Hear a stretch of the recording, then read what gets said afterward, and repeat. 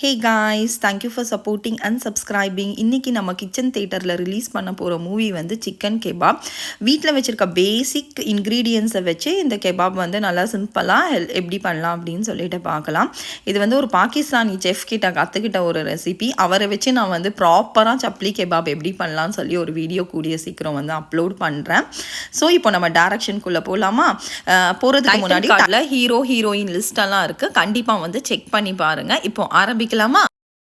டிஷ்ஷுக்கு தேவையான எல்லா இன்க்ரீடியன்ஸும் இந்த மாதிரி சாப் பண்ணி எடுத்து வச்சுக்கலாம். ஒரு ப்ராசஸரில் இல்லைனா ஒரு மிக்ஸி ஜாரில் கூட நீங்கள் என்ன பண்ணலான்னா, ஒரு 2 ப்ரெட்டை வந்து இந்த மாதிரி பிச்சு போட்டுட்டு வெங்காயம், தக்காளி, பச்சை மிளகா, புதினா, கொத்தமல்லி. பச்சை மிளகா வந்து நான் வந்து கொஞ்சம் அதிகமாக போட்டிருக்கேன், அப்போ தான் வந்து கொஞ்சம் நல்லாயிருக்கும்னு சொல்லி மினிமம் க்ரீன் சில்லி வந்து நான் யூஸ் பண்ணியிருக்கேன்.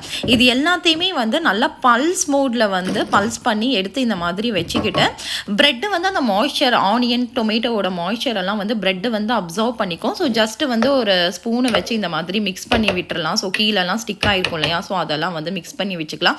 இப்போ வந்து நம்ம வீட்டில் இருக்கிற பேசிக் மசாலா பவுடர்ஸ் எல்லாமே ஆட் பண்ணலாம். லைக் டர்மரிக்கு, சில்லி பவுடரு, மல்லி பவுடரு, கரம் மசாலா, சால்ட் எல்லாத்தையுமே ஆட் பண்ணிவிட்டு, இப்போ வந்து நம்ம ஹீரோ வந்து கீமா இதையுமே போட்டு இன்னொரு வந்து ஒரு பல்ஸ் மோடில் ஆட் பண்ணுறதுக்கு முன்னாடி இது எல்லாத்தையும் ஒரு தடவை மிக்ஸ் பண்ணி வச்சுக்கலாம்.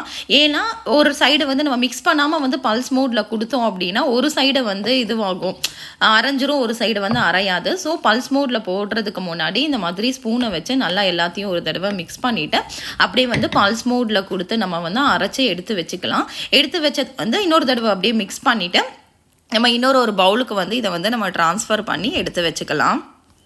ஒரு பேனில் வந்து ஆயிலை வந்து ஷாலோ ஃப்ரையும் இல்லாமல் டீப் ஃப்ரையும் இல்லாமல் அந்த அளவுக்கு ஒரு ஆயில் கொஞ்சம் எடுத்துகிட்டு நல்லா ஒரு லெமன் சைஸ் அளவுக்கு இதிலேருந்து பால் எடுத்து நல்லா தண்ணி வந்து நல்லா தொட்டு நல்லா வடை மாதிரி நல்லா வந்து தட்டி போடணும்.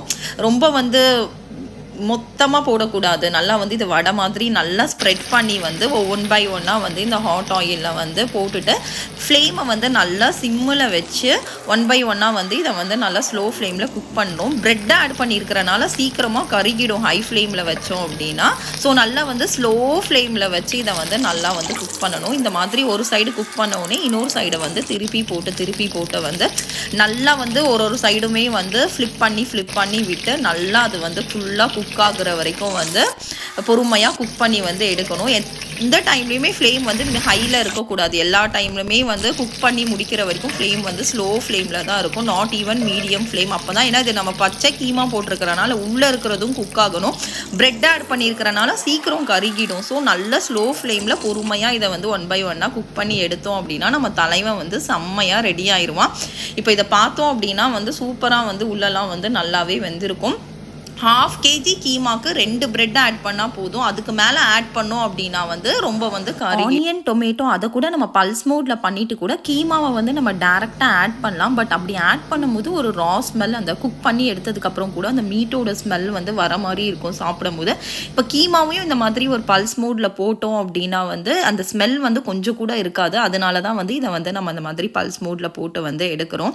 பாகிஸ்தானீஸ் பார்த்தீங்கன்னா முழு தனியா யூஸ் பண்ணுவாங்க, அப்படியே பச்சை தனியா முழு தனியா யூஸ் பண்ணுவாங்க. நான் வந்து தனியா பவுடர் யூஸ் பண்ணியிருக்கேன்.